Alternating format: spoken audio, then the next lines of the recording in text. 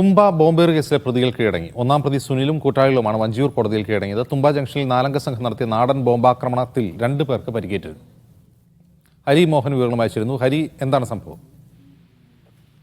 അജിംസ് കുറച്ച് ദിവസങ്ങൾക്ക് മുമ്പാണ് ഈ തുമ്പയിൽ ഒരു ബോംബാക്രമണം നടന്നത്. അതായത് നാടൻ ബോംബ് ഉപയോഗിച്ചുകൊണ്ട് 2 പേർക്കെതിരെ ആക്രമണം നടത്തിയ കേസായിരുന്നു അത്. ആ സംഭവത്തിൽ 2 പേർക്ക് പരിക്കേറ്റിരുന്നു. പരിക്കേറ്റ ആളുകളുടെ സാരമായി പരിക്കല്ലെങ്കിൽ പോലും 2 പേരുടെയും കൈകൾക്കായിരുന്നു പരിക്കേറ്റിരുന്നത്.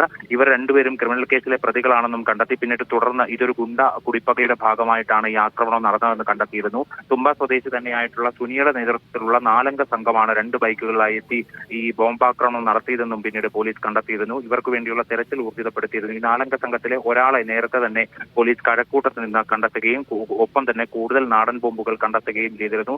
അതിനുശേഷം ഇപ്പോൾ പോലീസ് കണ്ടെത്തുന്നതിന് മുമ്പ് തന്നെ, അല്ലെങ്കിൽ പോലീസ് പിടികൂടുന്നതിന് മുമ്പ് തന്നെ സുനിയും മറ്റ് 2 പേര് കൂട്ടാളികളും കൂടി ഇപ്പോൾ വഞ്ചിയൂർ കോടതിയിൽ കീഴടങ്ങിയിട്ടുണ്ട്. സ്വാഭാവികമായിട്ടും ഇനിയിപ്പോൾ കോടതിയിൽ നിന്ന് ഇവരുടെ അറസ്റ്റ് രേഖപ്പെടുത്തി ഇവരെ റിമാൻഡിലേക്ക് വിടാനുള്ള നടപടികളാണ് ഉണ്ടാവുക. അജിത്.